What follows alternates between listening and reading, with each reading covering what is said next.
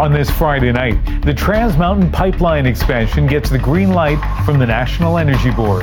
The TransMountain must be built to secure our economy. If it's a vote between the tankers and the orcas, I vote for the orcas. For proponents, it's one more hurdle cleared. For opponents, a betrayal, the reaction and resistance to the ruling.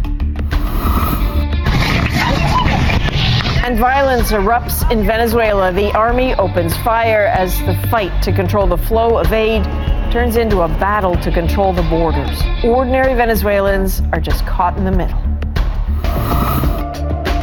This is like a political campaign. Take no prisoners. Plus, big money, major lobbying. It's more than just making a movie. It's how to win an Oscar. This is The National.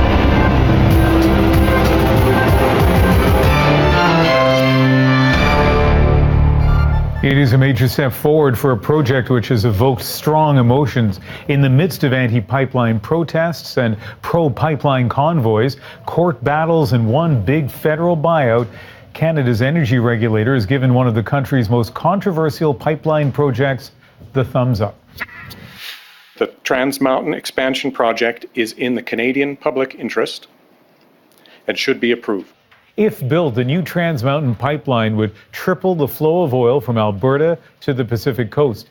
Tonight, the view from two provinces. Alberta says it's desperately needed and long overdue, but the current BC government opposes the project.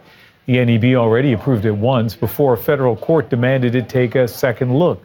The big concerns, not enough Indigenous consultation and the potentially devastating marine impact. Oil tanker traffic on the BC coast would increase from about 60 vessels a year to more than 400.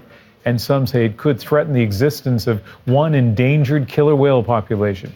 Today, the National Energy Board called that justifiable in light of the benefits, including jobs, though it imposed 156 conditions and issued 16 recommendations to mitigate the risk.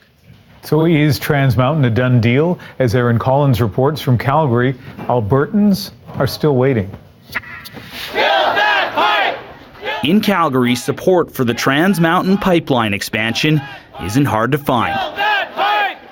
It'd be wonderful. It would be a relief for the whole industry because we'll be able to send the oil and gas to market. But in the back and forth over pipelines in Canada, every yes comes with a whole lot of ifs.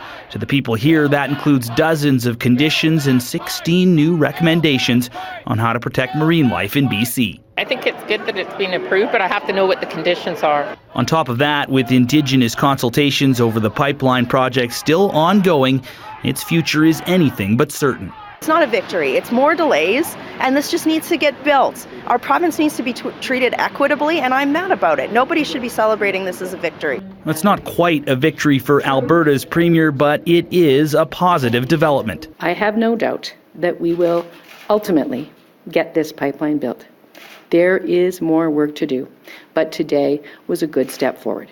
Well, the project must still be approved by the federal government and then built, developments that will take months, if not years. In the meantime, Alberta is moving ahead with a plan to use more rail cars to get its oil to market, a concern for some. The reality is that pipelines are the most efficient and the most environmentally secure way to move petroleum products.